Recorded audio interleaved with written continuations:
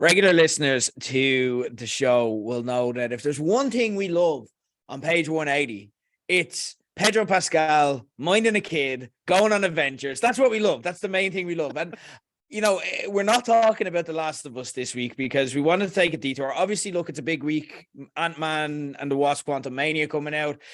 But it's also a big week because a week from now, when you're listening to this, it'll be time for another Pedro Pascal Minds a Kid show. The Mandalorian season 3, when it left last time, it could be argued was the biggest show on the planet. But since then, a new Pedro Pascal show may have taken that championship belt. So he's coming to basically fight himself for the biggest show on the planet. And that's going to be something that, when we wrap up The Last of Us, we're going to be putting a big focus on because I am a huge Star Wars fan. And I love having these conversations. And whenever I kind of want to focus on Star Wars, whenever anything's going on in the Star Wars kind of universe, there's only one man for the job, and there's only one man that I ever turn to. And I want to get I want you guys to get the benefit of his wisdom and expertise and the interesting chats that I get to have. I don't want to just hoard them all to myself. It's an old friend. You may know him from, if you're an old Low Blows Network listener, he was the host of the Talk Nerdy to Me show on that. You may know him from his Twitch streams, which you can be found on there. You may know him from various podcasts and various projects that he works around. You may know him as from the world of pro wrestling. I know him just as Gerry Soul. You're very welcome to discuss The Mandalorian. How are you, Gerry? Long time no speak. I'm great. Obviously, off air we were discussing when was the last time we kind of did a show together and like that, and it's been so long that I'm starting to grow gray hairs, and you look exactly the same, you bastard. So yeah. Keep saying that for the people who listen, and then the people who are on YouTube, they know you're lying. But I appreciate the flattery; it'll get you everywhere on this show. Gerry, we're in Mandalorian season. It's happening. It's finally back. We got Mandalorian season 2.5 last year, but obviously, look, it's been years since we did a show together, but it's been years since we've got a Mandalorian show as well. So it feels like it's coming in a little bit under the radar. Because maybe it's just it's been that long. But how are you feeling? Are you hyped up for this, or kind of do you need a bit of heating up? Now, I'm sure that by the end of this conversation, we're both gonna geek ourselves out, and we're gonna be there. Don't worry. But like, how are you feeling now coming into it with it so close? I'm feeling good because a lot of my friends and my fellow nerds, they don't like watching trailers. They don't like having any type of spoiler whatsoever. Whereas I'm the exact opposite. Like me and you, we've discussed Game of Thrones in the past. I absolutely destroyed the last season for myself because I went onto different forums and this was leaked and that was leaked and blah blah blah. So I try not to dive too much into it now, but I do still like watching trailers. And the trailers have gotten me so hyped. But it's also kind of gotten my creative juices flowing. It's like, what could potentially happen? Where is it going to go from here? Are we going to get another season after this? We don't actually know. We really don't know. We don't know if we're going to get season 4 or 5 or anything like that. Could we have a Mando movie, whatnot? But when you see the trailer and you see him and you see Grogu, and then you see 50 million other Mandalorians, you're like, shit is about to go down. Yes. Like, this is not like the first 2 seasons. This is something completely different. But completely different in the sense that it's different for live action, but we will have seen elements of this from the Clone Wars and stuff like that. And that's what's making me so excited for this, because the first time we ever saw a Mandalorian, and we didn't even know he was a Mandalorian, was Boba Fett, and that was in Empire Strikes Back. So it was this very mysterious guy in this armor, very distinctive helmet. Then we learned more about the lore of Mandalorians when we saw Clone Wars, when Clone Wars came out. So it was so much more complicated than just a guy in a suit of armor. It was a whole society, but then there was different elements of society. Of course, you've got Death Watch, and Death Watch is where the Mando or Din Djarin came from. And it's a different type. It's like an offshoot from it as well. So many different elements to the Mandalorians themselves. You've got like what they would be known as thoroughbred Mandalorians, people actually born on Mandalore. Whereas Death Watch and this kind of sect of Death Watch, they're all different. They're all different aliens. They're all from different planets. They're all born in different places, but they're still considered Mandalorian. So it's so exciting to see so many different Mandalorians now going to be in this one. Obviously, we got different Mandalorians. We even had wrestler Mandalorians. Yes, Sasha Banks was a Mandalorian, and so it's very exciting to see exactly where they're going to go with this. Now, obviously, he is on his personal journey now, because it's not about finding Grogu anymore. It's not about protecting him. It's about himself now, because he knows, because what we found out from not from Boba Fett, sorry, from Mando 2.5, as you called it, we found out that he's basically excommunicated. He's no, you're done until you kind of do something to kind of get the faith back. Then you're done. So it's a sense of, this is a personal journey for him, and he has to do this. But you've got a lot of other elements of it as well. He has the dark saber, and technically the person who has the dark saber is like the de facto ruler of Mandalore. Yeah. So he has that now, and I don't think Bo-Katan is very happy about that fact. You know, Bo-Katan is technically a good guy, but are we going to see a heel turn or a bit of a tweener thing going? I think so. I think that's what we're going to get, because she wants to be the ruler. She was the rightful ruler in her eyes. She was the rightful ruler, and she was for a time. But of course, when she was, what happened? Fucking Mandalore got blown to shit. That's what happened. So, like, she's probably looking at that going, because the whole idea of the dark saber is you have to win it in battle. It's as simple as that. You don't have to kill the person. We have to win it. You have to win it in battle. And that's what Din Djarin did. He won it from fucking what's his name? Sorry. Yeah, we know who you're talking Giancarlo Esposito. He won it from him. And she's looking at that going, well, he offered it to her. It's like, that's not how it works. But that's how you got it, isn't it? You didn't win it in battle. You were offered it. And that's what happened. Basically, the whole idea is, she's seen it in her head was, I was offered this. I became the ruler of Mandalore, and Mandalore got blown to shit. So I'm not going to take this. If I get it back, I need to win it properly. So that almost like a curse is gone. You know, so the curse of whatever happened of her being given the darksaber is gone. But there's so many things that could potentially happen in this series. Like, you can look at the trailers and you can dissect them and whatever you want to do, but we really don't know that much. And I think that's the exciting part. That's where we can kind of discuss this freely, because, you know, this isn't so we're tracking kind of a point in Star Wars history and lore that we haven't learned much about. You know, we're in that period in between the first, the original trilogy and the sequel trilogy.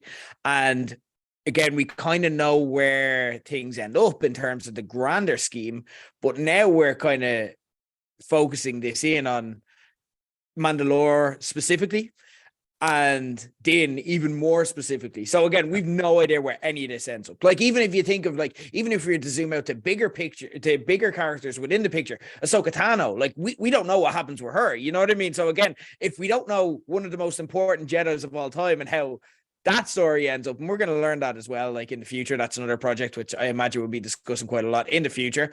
But if we don't know that, then we don't know anything here. So we can kind of discuss this freely, but let's kind of, you know, we're both very bought in and we love our Star Wars. For someone who doesn't really know, you've touched on a bit of it there. If you could kind of give a brief kind of, you know, what is Mandalore? What are the stakes?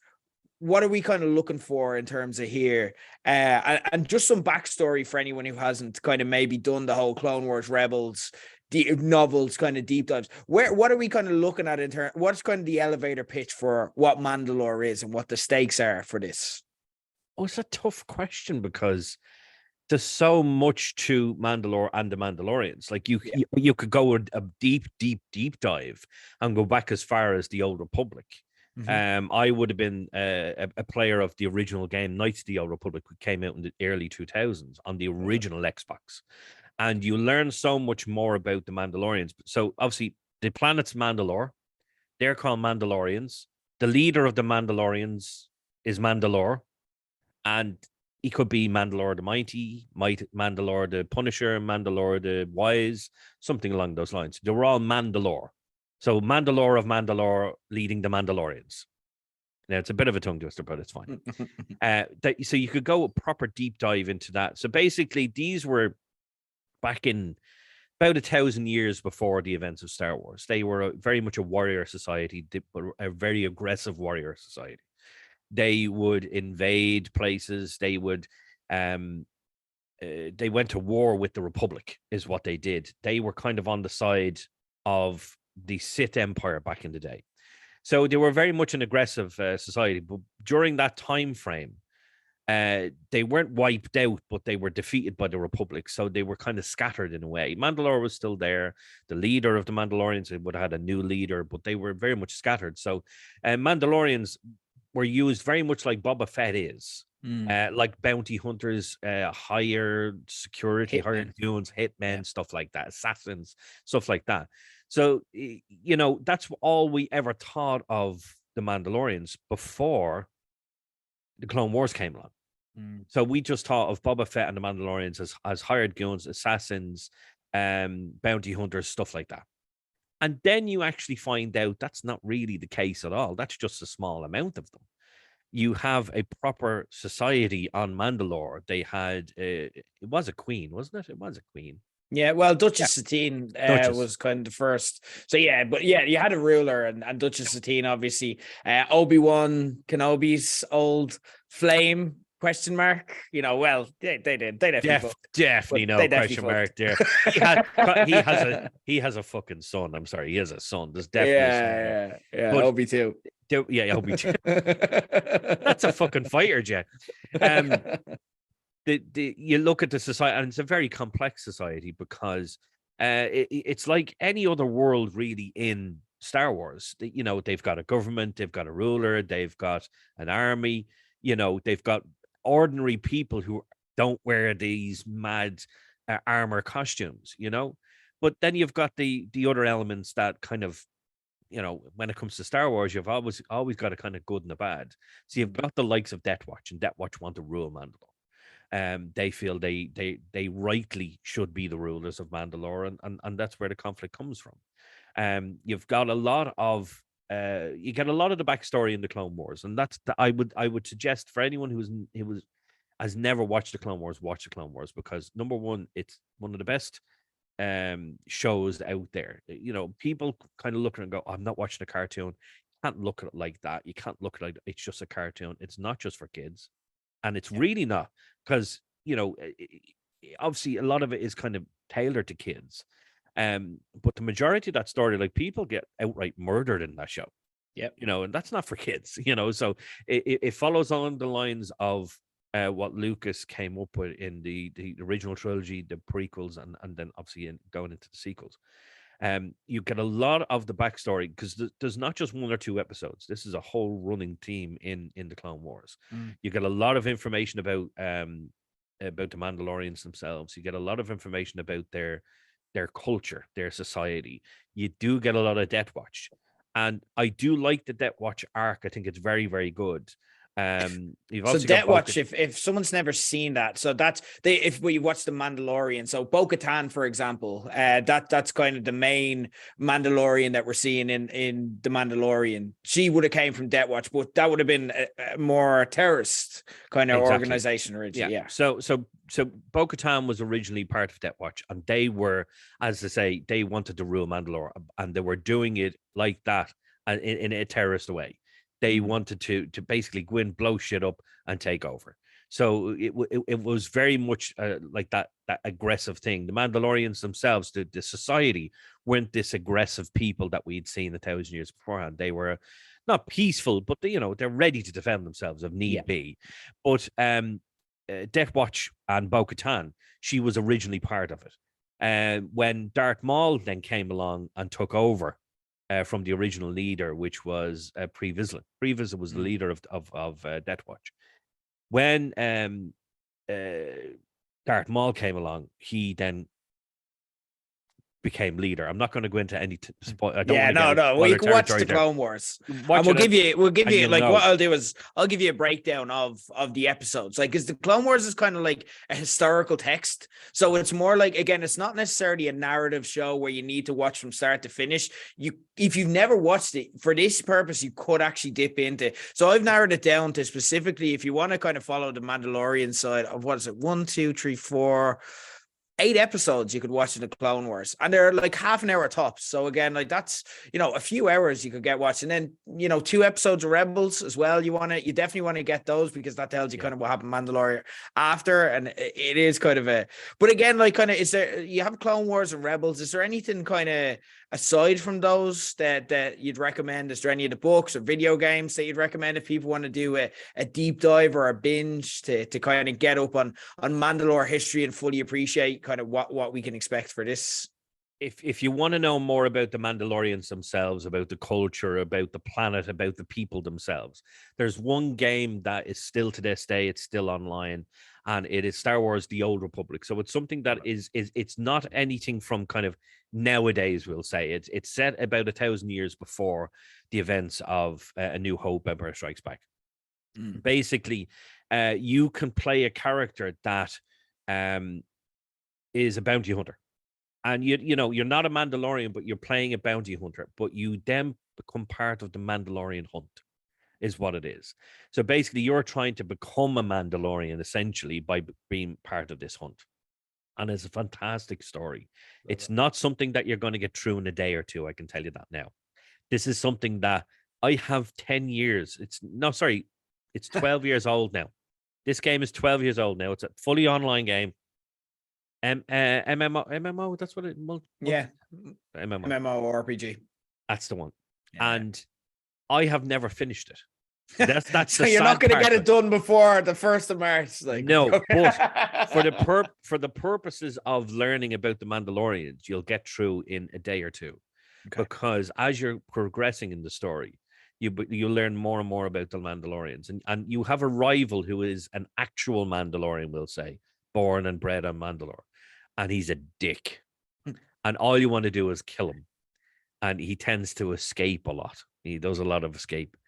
But you learn so much about them. You get to a planet called Drummond Kos, which is actually the Sith imperial seat. So it's the capital of the Sith Empire.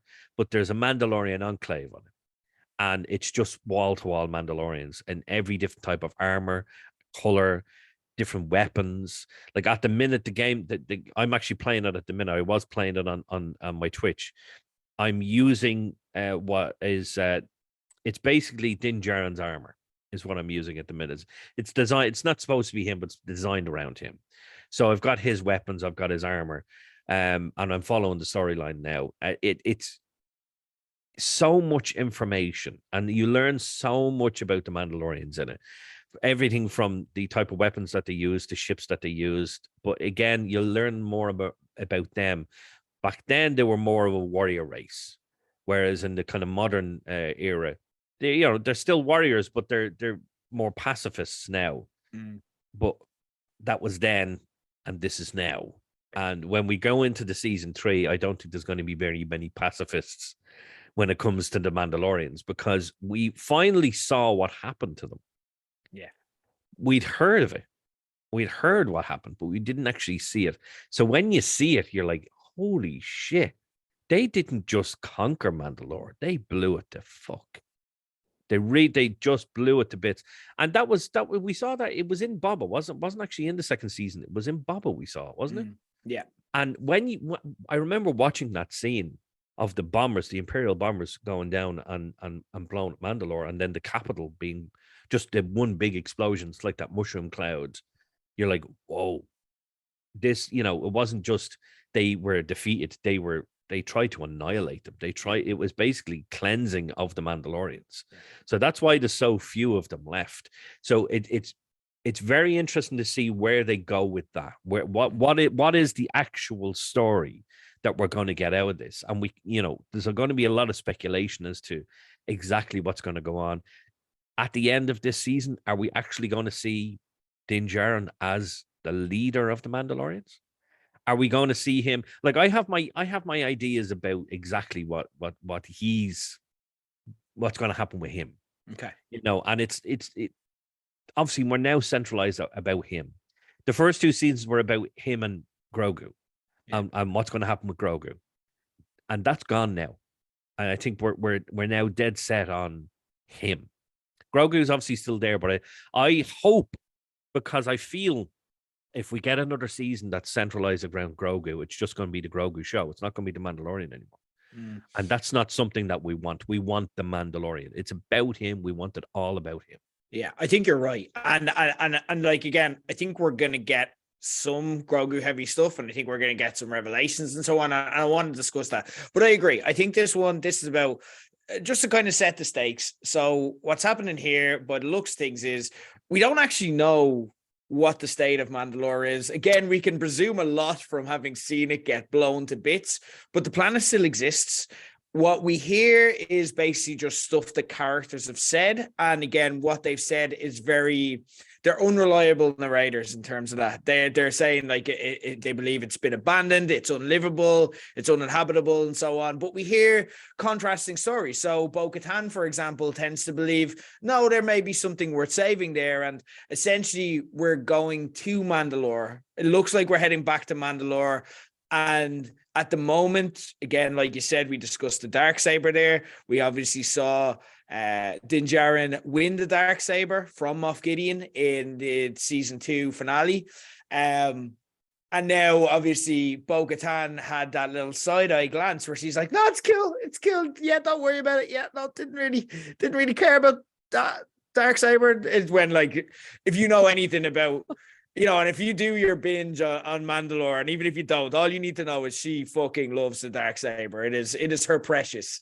And I think, there is like, again, when we meet Bo-Katan, she's a terrorist in Death Watch. It's not until really towards the end of Clone Wars that she actually turns around and kind of, she actually turns good. And even then it's more... I won't get into the plot if you want to watch it fresh, but it's more because the enemy of my enemy is my friend, rather than her actually being a good person. So we've never actually seen her be a good person. She's quite power hungry. She can be a psychopath. She can be a murderer. But now she is technically an ally with Mando and Grogu, but again, not someone that you necessarily trust. And Mando has something that she very much wants. So again, that's the stakes at play here. What do you think? You said you've got some ideas. We will stick with kind of Din, and then we can kind of discuss Grogu. What do you think is at play here? With regards to him, what he was told by the armor was he would need to, like, basically make a penance. He would need to do it, but there was only one place he could do it. And that's why we're centralizing now about Mandalore, because he's going to go on this journey to basically get forgiveness from Death Watch and to be able to be named as a Mandalorian again. But I feel that you look at the trailers and you look at the amount of different Mandalorians in it. It's not just Death Watch now.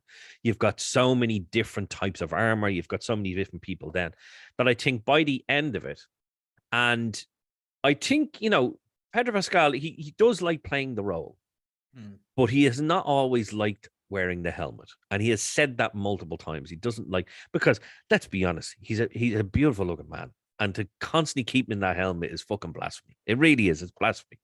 So I think what we're going to do is he is going to do this personal journey, and he's going to get to the end of it, and he will fulfill whatever he needs to do. But I think his eyes will be opened by the end of this series. And I think he'd be like, I'm a Mandalorian, but he's going to take the helmet off. And obviously not permanently, because, it's his armor. But I just feel that he will go on this personal journey. He will do whatever he needs to do to basically get forgiveness from Death Watch. But I think by the end of the show, by the end of the series, it's a thing where it's going to be him kind of realizing this isn't who I am. This isn't exactly what I need to do. Like, he could be very well the leader. He could be Mandalore by the end of this. It could be that he does actually take up the mantle. He could become the leader of whatever the Mandalorians are left, you know? So it's a thing where I think by the end of it, he'll take the helmet off and he won't actually be part of Death Watch and this kind of cult that Bo-Katan, because Bo-Katan calls it a cult. It's not a thing where this is just an offshoot. This is very much a cult that, you know, you cannot take your helmet off. You cannot have your face be seen. It's not allowed. And you're gone if you do. You know, we didn't see that in any other part of Star Wars, in any game, in any book, in any show. It's not a thing. I want to know, where did this offshoot come from? Yeah. I want to know, because I feel the armor has a bigger backstory than we think. Yeah. And I think there's something there. You know, I'm not going to speculate as to who the armor could potentially be, but there's something to do with the armor. There's something there, because we've seen her multiple times now. It's not just she was in the couple of episodes and that she's gone. She's come back, and now she's said, no, you took your helmet off. Fuck you, you're gone. Oh, well, I tell you what, if you want to come back, you have to go to Mandalore, a place that is abandoned and unlivable, and, you know, it's shit. Yeah. So interesting. It's going to be very interesting to see exactly where it goes. But I just feel he is going to have a turnaround by the end of the series, and the helmet will come off, and we'll go from there. But that's just my opinion. Okay. I agree. I think that's what this season is going to be. We're going to get all of those that's all going to come out in the wash. Now, again, there's a lot there. You could stretch that out until 2-3 seasons if they wanted to stretch the show out. But I think we're going to get a meaty season with a lot of that lore discovered, which is interesting, because when we left season 2, and even as we headed into Book of Boba Fett, we thought the story of season 3 was going to be, we knew this was on the horizon because they'd set it up perfectly. But also as well, when we left season 2, you know, obviously Din and Grogu had their parting of the ways. Grogu was going to go off to Luke and get trained in the Jedi ways. We saw Luke basically worst babysitter ever.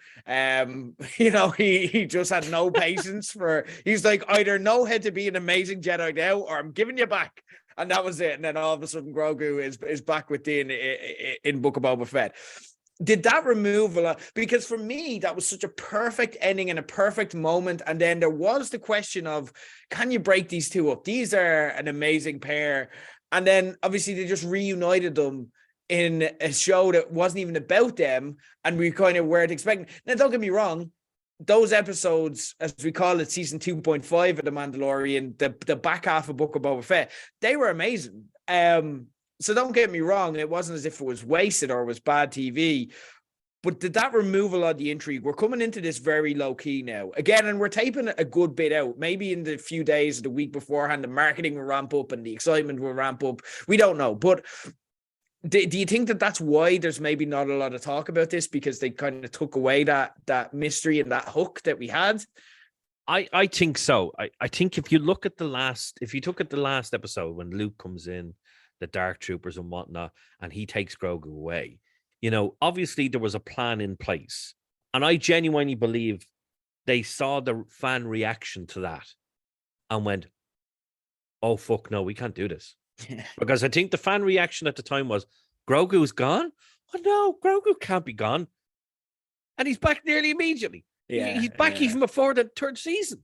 Yeah, you know, so it's a thing where I think, you know, Dave Filoni and Jon Favreau, they had this idea because Filoni's fantastic when it comes to Star Wars lore, and look at the Clone Wars, look at what he did there. And then Favreau, he has the kind of the same brain that Kevin Feige had, and the kind of vision to go, right, we're going to have an A, B, C, and D here. And this is where we're going to go. It's not like the DC universe where it's so fucking chaotic and everything's all over the place. Kevin Feige had this idea of, we're going to do phases 1, 2, 3, 4, 5, 6, and then beyond. And I think that's where Favreau kind of went, right, we have this plan for seasons 1, 2, and 3. But I think come the end of season 2, he went, we have to change this because we have to bring Grogu back.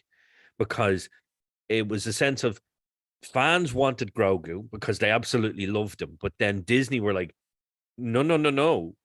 We want our cash cow. Yeah. We want all the money. Bring the little green fucker back. and that's what it was. But I don't necessarily think that's a bad thing.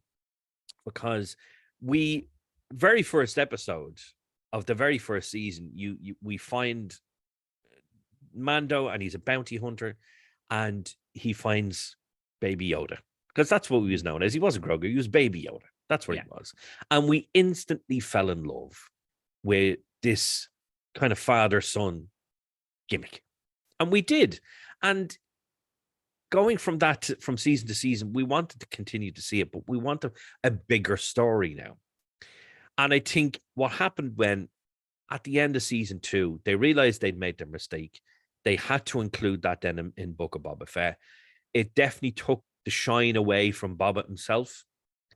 I like Bob. I like the Book of Boba Fett. Don't get me wrong, I do. Was it brilliant? No, I don't think it was. It was very good. I like the part where it became the Mandalorian. That's it. I like where they're like, and I love the fact that like they made this show before they got the fan reaction, but in the middle of it, they're just like, yeah, this isn't working. Okay, we're the Mandalorian now. And it's like, okay, I really like that show, so I'm okay with this. Yeah. But I definitely think, because come the end of Book of Boba Fett, obviously we then had Mando reunited with Grogu. Luke was going off to build his temple. We all know how that went. Ahsoka was going off to do her searching for Ezra and Tron and whatnot, which I can't fucking wait for. I think that's going to be epic. But I think when it came down to the final episode, and it was all about fan reaction, and Book of Boba Fett wasn't really well received. So I think they're looking at that, like Disney executives, and all going, we need to be careful with this now. We can't go too crazy on it.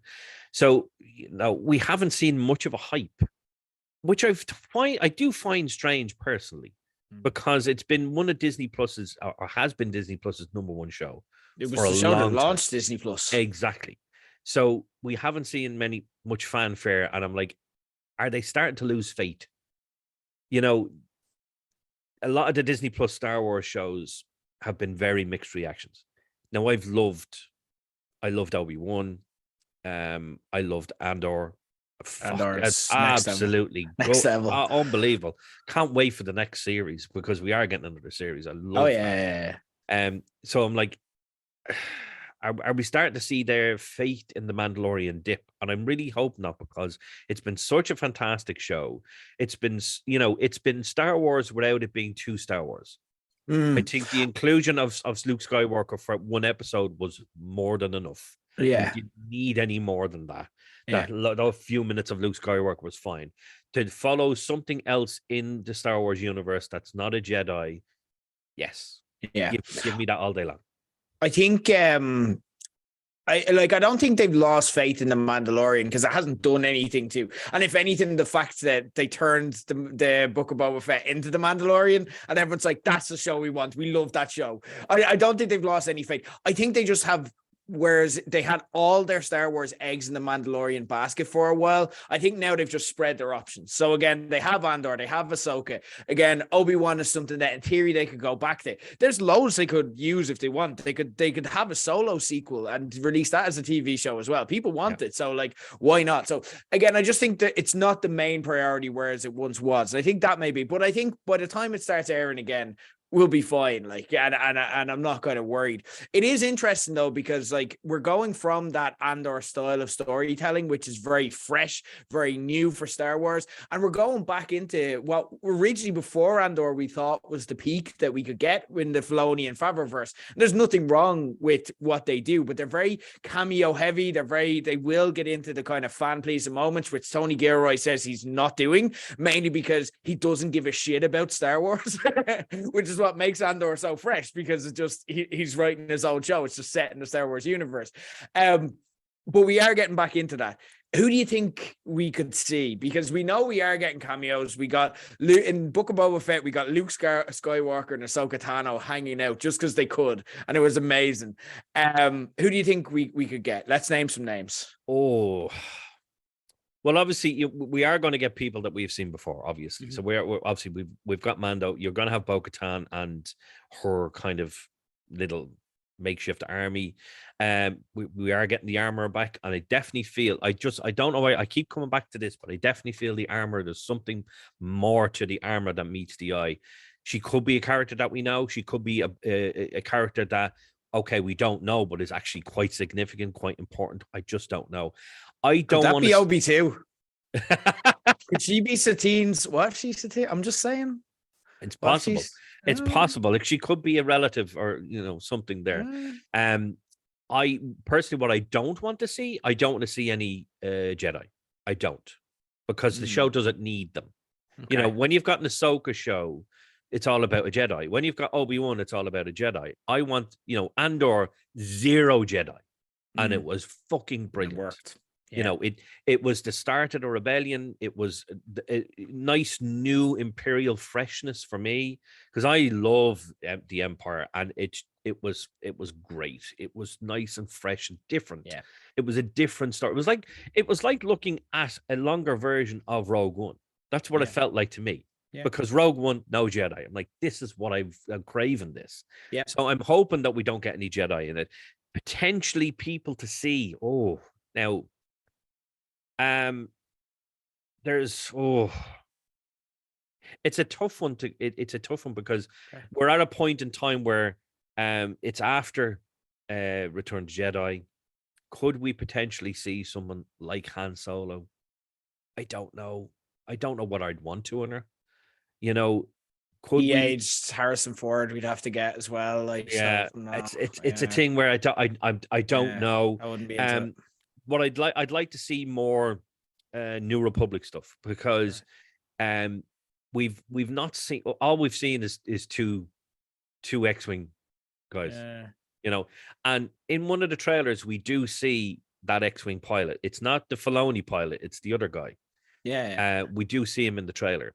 And for me, I was like, I'd like to see a little bit more kind of inclusion of the New Republic, because I do want to know more about where they went from Return of the Jedi to being no more in The Force Awakens, because that was it. Like, come The Force Awakens, the New Republic was gone, wiped out in a single shot, which was stupid, because you know. But again, it leaves a rampway. It gives them a story to tell. There's something there. I am gonna agree with you, but also slightly disagree with you, and maybe change your mind a little bit. Right. I'm going to agree with you in saying I don't want to see this story be Jedi focused in any way. I agree with you totally in that. I want it to be about Mandalorians in Mandalore and stuff like that as well. However, Grogu has an arc still left to tell. So I think we will see some Jedi in this. I think we're going to see a cameo or two. And I think this is going to change your mind. Okay. Go on. One thing we've never seen from Grogu, and we absolutely have to see at some stage, is how he escaped from the Jedi Temple in Order 66. I think we're going to see that. Also of interest is, very recently, they had Hayden Christensen and Obi-Wan Kenobi shoot some scenes in Coruscant for the Obi-Wan show. And potentially they could have been like, while we have you, could we park a Brinks truck up to your driveway and just get you to do one or two? I'm not saying all of them, but I'm saying we could potentially. We have seen a brief flashback of Grogu in Order 66. He was there. Hayden Christensen was there. Hayden Christensen is now welcome back into the Star Wars family. He has recently shot a Star Wars show. He's available and interested. I'm just saying, we may see him. And again, in flashback form, I don't think we're going to, obviously we won't see him like as a part of the show. He's not around anymore, but I'm just saying that's a distinct possibility, because as you say, there were those flashbacks in Obi-Wan, where they were in the temple, and it was the Order 66. The clones were there, which looked fantastic. Physical clones, not fucking CGI. Physical clones. Love it. Absolutely love it. I like the fact that we could potentially get something like that. I don't necessarily think that the Grogu stuff is going to be heavily Jedi centric, For the simple fact is, he has left that behind. He's made a choice. He was given the choice. He could have had Yoda's fucking lightsaber, but he didn't want it. Yeah. He was like, do you want to be a Jedi or do you want to go with your dad? Essentially. Yeah. So what I'd like to see is, I'd like 100% agree. I would love to see exactly how he escaped, or should I say, who helped him escape? Yeah, exactly. It's not necessarily about how he escaped; it's about who helped him, and that is the very interesting part. Yeah, because who potentially, at this point in time, could be alive that helped him. And we just don't know. It could be a Jedi we know. It could be a Jedi we don't know. Are we May not be a Jedi. It could be. It could be. It could have been like. Could be fucking Rex. Well, no, it wouldn't have been Rex. He was busy, but it could have. It could have been. It could have been a clone, and I'll tell you why. If you like, we've been watching the Bad Batch as well. Yeah. And in the Bad Batch, you've got clones that are questioning exactly their place in the universe, why they did what they did, and why they're still doing it. Yeah. So we have seen clones with these chips that have malfunctioned, and they're like, we shouldn't be doing this. So we just don't know. It could have been a clone. You know what? It's all in play. Now that I say that, I think I like that idea. I would like to see that. I would like to see. We don't really know if he's still around or not, but I would actually like to see live action Rex. Yeah. We're gonna at some stage, but again, I'd say it's more likely in Ahsoka than here. Yeah. Just because they're very closely linked. Okay, look, we are going to discuss. So, like again, for Spotify listeners, if you're listening to the podcast, okay, we're going to wrap up shortly on this. But what we're going to do as well is we also have a Page 180 Pod YouTube channel. We do want to discuss, and we're kind of getting into it, the Bad Batch season 2. We also want to discuss Jedi Survivor. Okay, we don't do these catch ups and halves. We do it for real. So if you want to listen to them, you can just check out the YouTube. If you're watching on YouTube, just keep watching. You see that obviously, look, there's a lot left in the video, however long that'll be. But again, we are going to wrap it up. But I do, before we wrap up the Spotify portion of this discussion, I do, and the Mandalorian preview, I do want to get your thoughts on this. Best Mandalorian moment, and you can't include Luke Skywalker's comeback, because again, that might be the consensus moment for a lot of people, or if you had to do a vote, I'd say it'd win fairly clearly. But outside of that moment, what's the best moment they've had in this show so far for you? Now, are we including 2.5? We can include 2.5. Okay. Yeah. So now, that is the Mandalorian. I don't think his best moment was in that, but I just want to know if we were including it. I personally wouldn't say that the Luke moment was the best moment of the Mandalorian. It would be a great moment in the Mandalorian, but in terms of the Mandalorian himself, Din Djarin wasn't his best moment. It was Grogu, maybe one of Grogu's best moments, or Luke Skywalker's best moments, and whatnot. I think for me, there would be kind of two episodes where I go, that was like, this is exactly what we were looking for from the Mandalorian. So you look at the very last episode of season 1, when he goes back and he's going to rescue Grogu. That's what he's doing. So when he goes in, he meets the armor again. Obviously, he gets the jetpack. So when he has that fight, when he's kind of trying to leave, and he has that fight with all the Imperials, and it's just fucking epic showdown. Then you've got the stuff on the lava and the IG8. Yes. That was God, heartbreaking. But I think one of the best parts of that was you've got Moff Gideon in a fucking TIE fighter, and he's like, I got this, lads. And he just flies off. That to me was absolutely fantastic. Absolutely loved it. But I think Din Djarin, in terms of how good he is, was the episode. It was a prison. Yeah, we're gonna say the same one. Gonna say the same one. It was when he went to the prison, and he's with he's with the guy with the horns, and he's with that guy who's the comedian. I can never remember his name. Chapter 6, the prisoner. They're saving Quinn. And Bill Burr is the comedian. What's his name again? I forgot. It'll come to me. But for me, that episode, that was top tier Din Djarin, top tier Mandalorian, from start to finish. That episode had me hooked. If you had extended that episode and made it into a movie, it would have been the best fucking Star Wars movies ever made.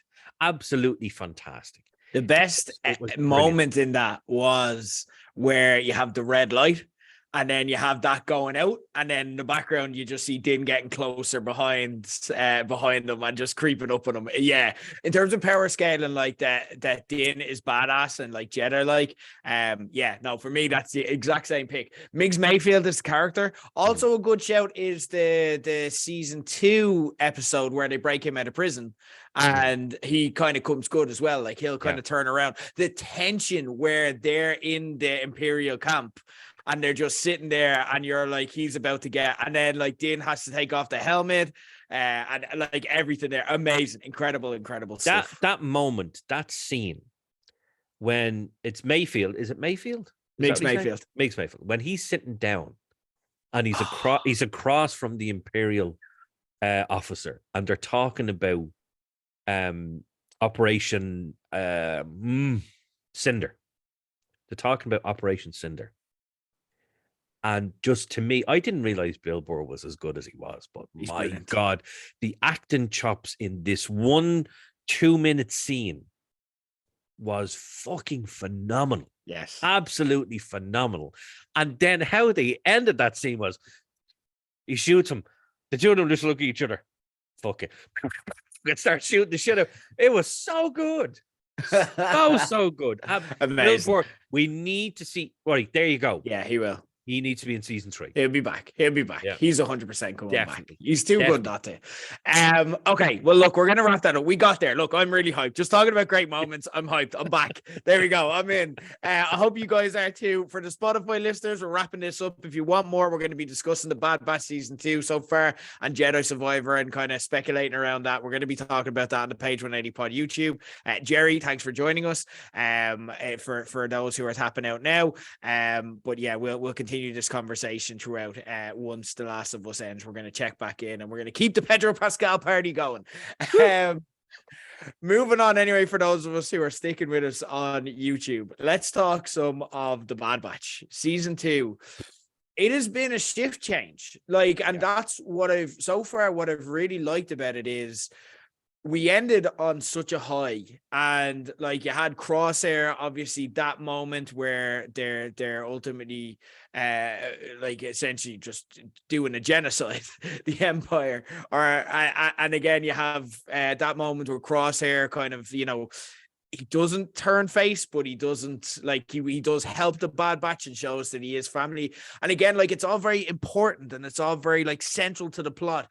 And we kind of came off season 1 on that high, and season 2 made the, for me, brave decision of not following that up, of getting very into the weeds and getting it very into adventure of the week type stuff. Yeah. And building and fleshing out the characters involved, you know what I mean? And laying the table, which is such a massive risk because it had been a while since season 1. They had to hook us back in.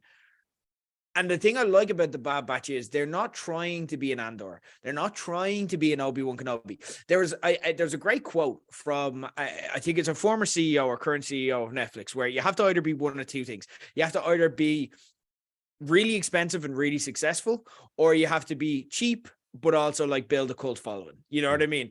And Obi-Wan, The Mandalorian, Andor, that is the really expensive and has to be really successful. If it's not, then it's a failure. Bad Batch is for us. It's our poison. It's for the absolute addicts. What are your thoughts on season 2 so far? I 100% agree with you that it's been a different change of pace, like you were saying, the adventure of the week type of thing. And for me, what I found very interesting is that it was no longer really centralizing around Omega, because they were making Omega out to be something different, something, she wasn't supposed to be what she was. Obviously, she was a clone, but there's something about Omega that makes her special and makes her different. But hasn't been touched on at all in season 2. And I find that very interesting. Now, that's not to say I'm not enjoying, because it's fantastic. absolutely brilliant.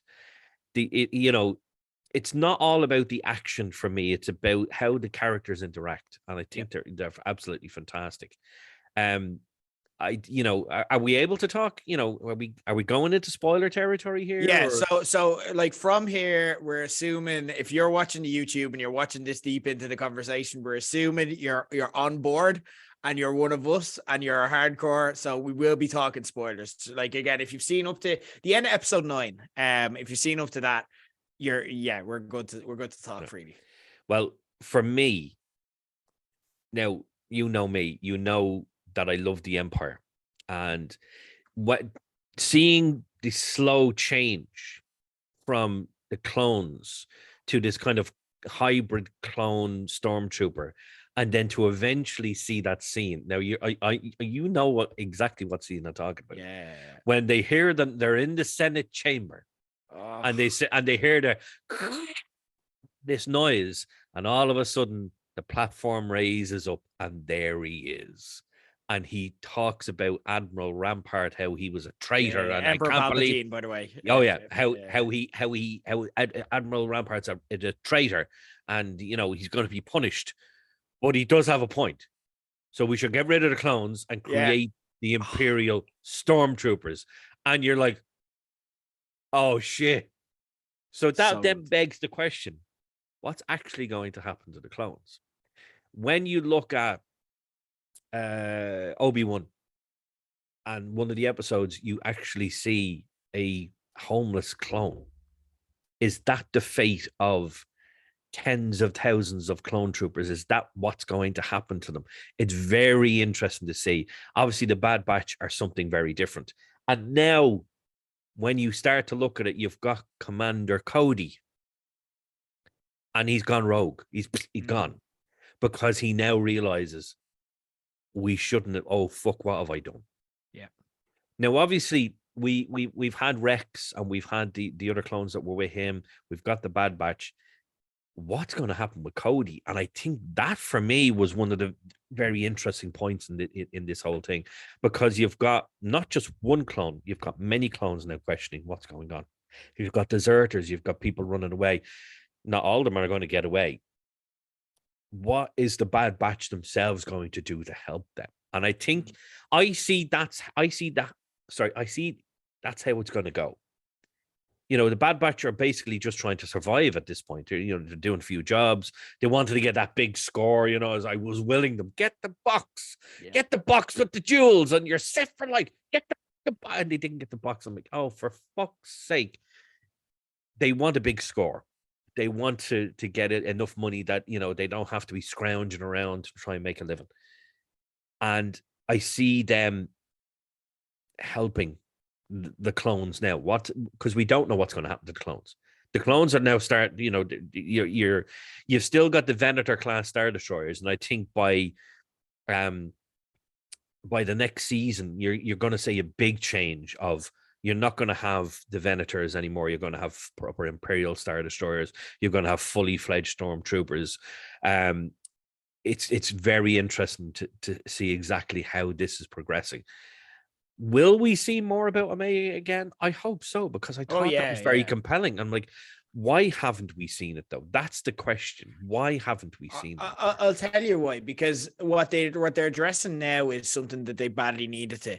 Season 1 of the Bad Batch was interesting because I remember, obviously, look, anyone who's seen Clone Wars and anyone who's seen Rebels, even though Filoni was moving to live action with The Mandalorian and now Ahsoka as well, we didn't want the cartoon side of Star Wars to end, because again, there's so much opportunity to explore in that space that they just can't in live action as well. And so many characters they can bring back and do that. Again, we just saw Palpatine here, and you know what I mean? We've seen so much, because again, like with the Palpatine, cameo that they had in this series, but also like with stuff that he did, like even in Rebels, like when we saw him trying to tempt Ezra and stuff like that as well.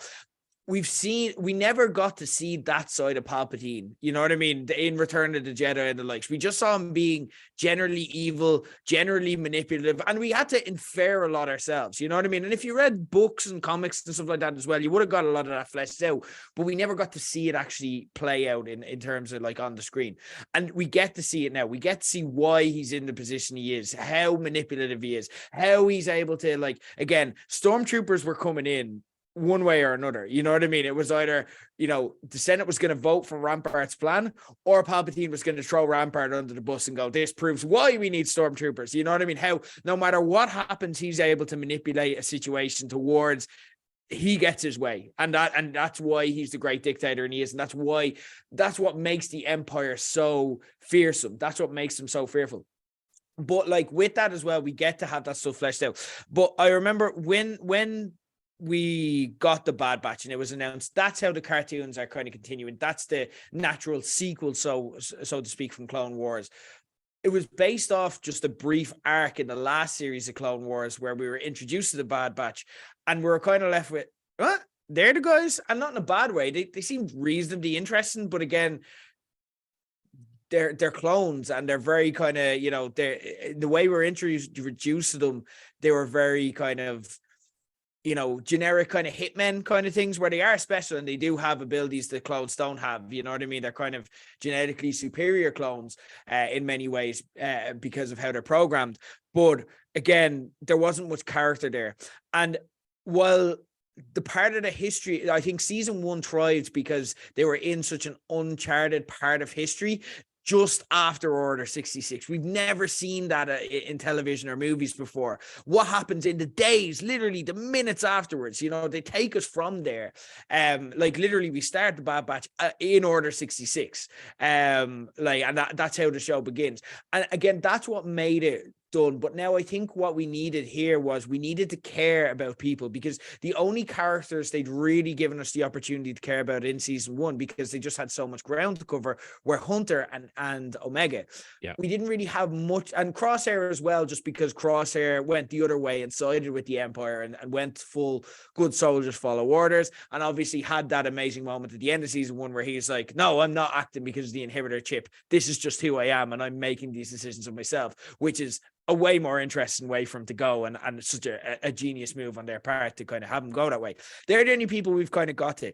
Now we're getting to flesh out we're getting to flesh out the likes of Tech, who amazing, by the way. I loved the last episode, like such a great Tech episode, and we're getting loads of them this season. Like, for example, I've seen a lot of people talk about, is he neurodivergent? Like that whole quote where he was speaking about, and are they getting representation somehow through these Bad Batches? Like, are people allowing themselves to somehow feel seen through these characters now, which is just something I never thought we'd get, you know what I mean? And like that quote that he had with Omega, where it's like, of course I feel sad about Echo kind of going his own way, and even that was an amazing kind of decision and character building. When he's like, well, no, I'm going to go with Rex and I'm going to kind of do my own thing and fight. Like, this is where my path takes me.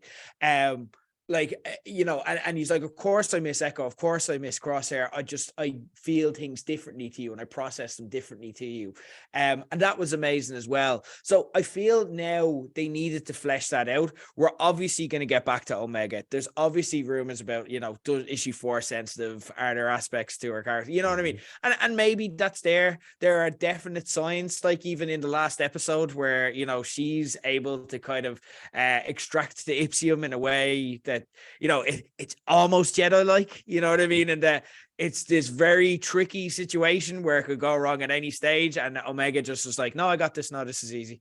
You know, that's very Jedi-like. And it's all there, and they're just kind of easily putting us in. But I like that. I think the end of the last episode kind of set us up nicely where, you know, I think now what they've done for to facilitate this bit of character development. And don't get me wrong, there have been some amazing big picture kind of scenes in this. The one episode where we went back and we kind of tracked Crosshair and kind of we saw Cody go AWOL as a result. That episode is big picture, and that episode is kind of going to be something that's important, and that's going to be something that we kind of navigate towards, I imagine, by the end of season 2.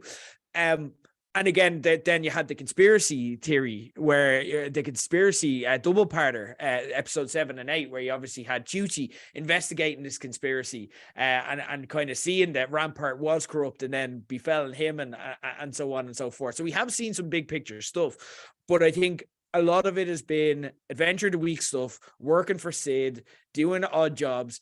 That is just to get the character development we need so that we care that much more. This Sid at the end of this episode kind of being like, well, look, this is your problem, you're stuck on the planet, figure it out. And then the guys being like, no, pal, you're only alive because we saved you so many times, so you're gonna help us. And she is begrudgingly, but that's gonna point them in a different direction, where they're like, right, we need to get away from Sid and we need to start thinking bigger picture. I think Echo's decision has had obvious effects on the likes of Omega, who is now questioning herself. And she's like, why aren't we going with Echo? What are we doing here? What is our purpose? Why are we going with Sid? And she's the moral center, I think. We have to kind of do that. Hunter is her protector and technically the leader, but he's very much the protector and leader of the group, in terms that he will tell them, he'll do what he'll protect Omega, and he'll do what she wants and needs, because he's got that further, like, kind of, protectiveness over her. And she's going to guide the group in that sense. She's going to be their morality. She's going to be like, we need to go back to Echo and we need to focus on the bigger picture here. He's where the fight is, and that's where we should be. We need to stop hiding out here and being like just random petty criminals, because this shit's ridiculous. We're going to die. And we nearly did.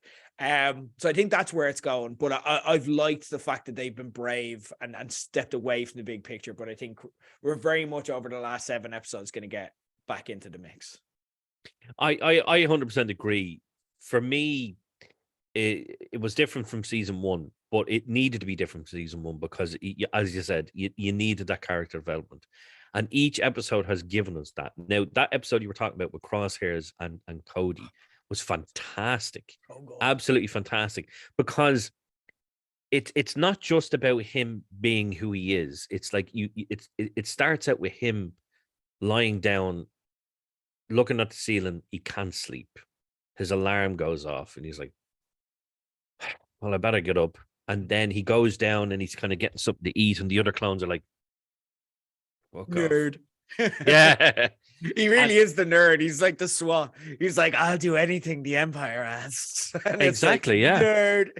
But he's very much not, he's not part of the group. He's not part of this. And even, it's not even just Cody's kind of progression in the episode, it's his as well. It's like it was going to be peaceful and he just fucking shoots her. Yeah. And it's like, part of that part for me, it's like, is he lost? I was like, have we actually lost him? No, I don't think we have. I think when you look at him again near the end of the episode, lying down, not being able to sleep, he is, he hears then that Cody has fucking run away. He's questioning everything. It's almost Vader-esque in if you kind of get me. It's the internal struggle of good versus evil and it's not good versus evil in the universe. It's good versus evil in him, and what's going to win. Should he actually be a good soldier, follow his orders, or should I, do the right thing? Will we see him actually go back to the Bad Batch? Oh, I would love it. Imagine saying today. But part of me doesn't want that. Yeah. Because part of me, it's great to have the little cameos from the Emperor and have the likes of Admiral Rampart in it. But the Bad Batch are always going to need an actual enemy. Is Crosshairs that they're big bad? In a way, I kind of want to see that. I want to see it be just them versus him, or him versus them. Yeah. And have the stormtroopers behind them and whatever it may be. But either way, it's an interesting story. If it's them versus him, or if it's him saving the day and rejoining them, it's compelling. Yeah, it's very compelling. It's very much as good as the Clone Wars, is that it hooks you in. Yeah. And these episodes, even the one, it was almost like the pod racers, the pod racing episode, and you had Tech doing his thing, and that was fantastic. I loved that episode as well. And that was one of the weaker ones. Do you know what I mean? Yeah. Like that's one the like you could miss that episode and not miss anything. You know what I mean? But again, just the quality of the show has just stepped up exponentially, and that we're now just enjoying spending time with these people because they have that depth, and we know them well enough to be able to kind of put ourselves in their head. Because with Crosshair, for example, I don't think he knows yet. You know what I mean? I think seeing Cody make that decision was much more impactful for him than seeing his peers make the same decision, because Cody was a good soldier who did follow orders, and now his decision is being made by going, what the fuck, what are we doing here? This is not right. Like, and then having to follow those kind of, you know what I mean? So I think that's having a massive impact on him, and it will. I think it's going to be amazing. We will discuss more as it goes on. There's still 7 more episodes, and I'm loving it. And yeah, I'm excited every single week now. Again, loving my Wednesdays. We're gonna have like a brief period where there is Mandalorian and the Bad Batch new episodes. Amazing. Yeah. Oh, definitely. That's what I love about it. There's so much coming out. There's so much, and it's just getting thrown at us. But it's good stuff. You know, it's not like, oh, that again. It's good stuff. Yeah. I think we're definitely going to get a clearer picture by the end of the season exactly where the show is going. This is not the end. We're getting 2, 3, 4 more seasons out of Bad Batch. Fingers crossed. Exactly. You know, give me at least 4 seasons of Bad Batch. That's what I say. I don't feel we're careening anywhere near towards the end anyway. Like, again, it feels more like at the latest we're heading towards the halfway point, you know, because we don't know the big picture yet fully. Let's talk another thing again that's coming out. There is so much coming out. Again, it's been a very Star Wars heavy year for me, but I'm loving it. For the first time in January, the best PS Plus gifts they've ever given me, because this just passed me by. Somehow it passed me by, despite the fact I'm such a huge Star Wars fan. Jedi Fallen Order. I'd never played it. And finally, they gave it on PS Plus. So I'm like, look, I've got a lot of time in broke January. So I'm going to play this. And I loved every second of it. And just in time for Jedi Survivor. It's been pushed back a little bit until the 28th of April. We're back with Cal Kestis, who's going to be back with new allies, taking place at roughly the same time as the Obi-Wan Kenobi show. Just throwing it out there. And it's going to be set 5 years after Fallen Order. Again, there's going to be a lot of gameplay improvements. Looking forward to this. Are you buzzing for it? How are you feeling like with this coming out? I was very much like you, is that for me, Fallen Order kind of just fell by the wayside. I'm like, I knew it was coming out. I'd seen the trailers for the original game, and I'm like, yeah, I'll get to it. And I never did. Yeah. You know, there's plenty of times in my life I'll go and like, I'm not justifying paying 70 quid for that. There's no justification. I can't have a mortgage to pay, bills and the whole lot. I can't pay 70 quid for that. Yeah. So very much like you, I saw, it's free. Okay, we can go with free, fans, but we're both cheap. That's what we're learning. Very, very cheap, very cheap. Now I have to put my hand up and say I haven't actually finished it. Oh, really? Okay. But spoilers. No, don't worry about that. But I have been. You know, the game is out a while now. I've seen many spoilers all over the likes of TikTok and YouTube and Instagram, so you don't need to worry. Do you know? Right, but like the ending is phenomenal. Like, you haven't seen any of the ending sequences, right? Have you? Like that? No. Tell me that hasn't been okay. Because there's stuff that will just like blow your mind so much that you're like, how am I supposed to keep playing? Because this is fucking incredible. So, like, as long as that hasn't been spoiled, I'm actually a bit jealous, because I've never had an experience like this where I'm like, oh my fucking God, and then I'm like, oh wait, I'm playing a game, I have to keep going. Like, it's that good. That's like a friend of mine who suggested to me, he said, don't watch The Last of Us yet, play the game first. And he was like, I'm so jealous. I'm like, why are you jealous of me? She says, because you get to play for the first time now. He's done full playthroughs about 10 times, absolutely loves it. So a lot of people have been on to me, go, make sure you finish it before the next game comes out. I'm like, okay, no, I will definitely finish it before then. But for me, it was obviously it's very Jedi centric, because, you know, think of the name. It's something that we've not seen before. It was something very different. The customization that I see in the game is fantastic. Absolutely fantastic. The characters are compelling. I know we get a certain Dark Lord or Dark Lord of the Sith in it, because I've seen that part. Okay.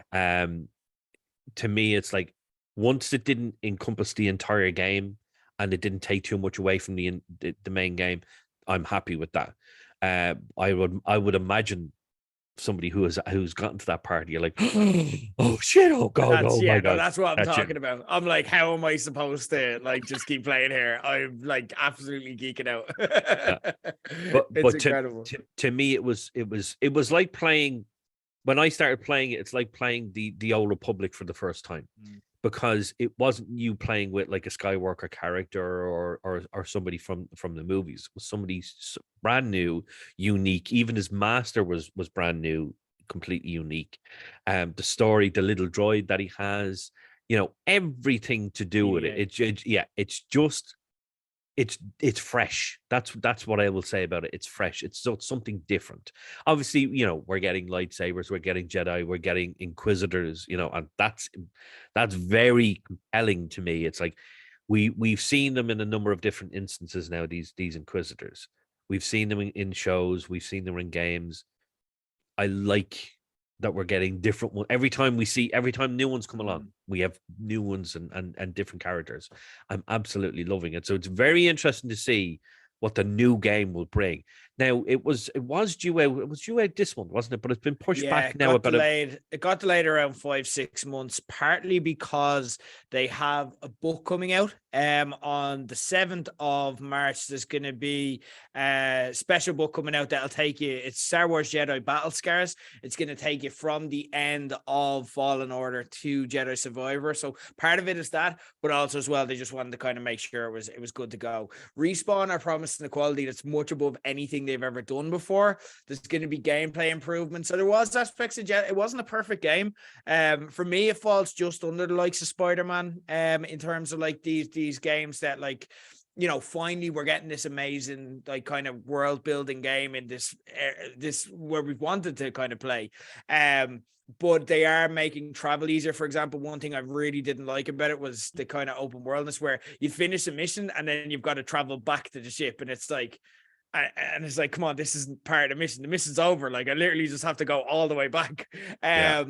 Which again, there was aspects of it where it worked, like where particularly you're traveling on certain objects and so on. I won't say anything in case you haven't reached that stage.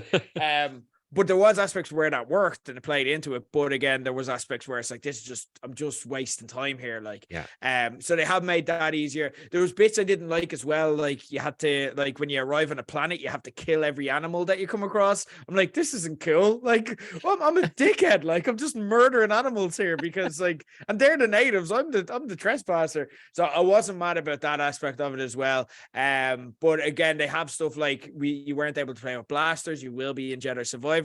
You'll also be able to stop blaster fire, so they'll have improved Jedi things. Also, as well, one thing that we've seen in the trailers, you'll be able to grab your enemy and make them fight on your behalf. So basically, you hold up a stormtrooper, turn him around, and have him start firing at his own men.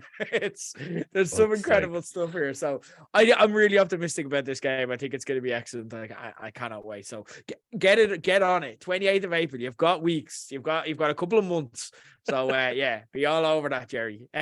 Normally, when it comes to a game and I kind of hook my teeth into it, I don't stop playing it. Yeah, and I am very much one of those people that. I look at it like, you look at the time right now, it's 20 to 9. I'm like, right, I'll start playing it now. And I'm like, right, I'm playing that about an hour. It's like, fuck, it's 2:00. Okay. When I get it, I'll get another hour in. It's fine. And then it's 3:30, like bollocks. Okay. I need to go to bed. But I sink my teeth into it. Like I just the last couple of days, I found that WWE 2K22 is free on the PlayStation Plus. And I'm like, okay, I'll give it a go. I haven't played a wrestling game in fucking years. Like probably a SmackDown versus Raw was one of the last games, and their donkey's years gone. You know what I mean? So I said, right, I'll make my character, and I started playing it at 9:00. It didn't finish till like 2:45 in the morning. I hadn't even fought in a match yet. I've done that with creating a wrestler, to be fair. Like creating your character, doing the hair and the face, because I wanted to make sure that he had the big face and the beard and the big nose and all that. And I was like, right, well, I make my guy fat because I'm not exactly skinny. I'm like, no, fuck this. This is a game. I'm not making him fat. Yeah, get ripped, So man. he had fucking abs and shit, you know? So, Yeah. and then I looked at making the move set. I'm like, this is like 50 million fucking things. I'm never going to use all of this. Well, I just leave some. No, couldn't leave some. I had to do it all. And then eventually it's like, right, I'm going to start the creative mode now. And I went to the creative mode and I'm like, bollocks. I need to create them all over again. Because once you go into the kind of story mode, you have to create your character all over again. I was like, oh, fuck it, I'll do it again. I'll do it again tomorrow. So I did it again the next day. But it's very much one of those things that I have. It's downloaded. I've played the first kind of couple of levels and the kind of first two or three planets on it. I am going to finish up. I will finish up by the time the game comes out. And then when the game comes out, me and you can say that was a great game, but we're not going to play this game yet until it's free. Yeah, there we go. Yeah, we'll put some 28th of April for anyone who isn't cheap like us. But yeah, no, we'll review it around 2025 or thereabouts. Gerry Soul, always an absolute pleasure. Guys, follow him on socials. He's always doing something. He's always busy. So yeah, you can keep an eye on whatever project wherever you see him pop up. But you're going to see much more of him over the next couple of months as we break down the Mandalorian every week and discuss all things Star Wars, and we might throw in Picard is back. We might throw in a bit of chat around that as well. Both make it so. Make it so. We shall be engaging over the time. So, Gerry, in the meantime, may the force be with you, and always a pleasure. Thanks very much.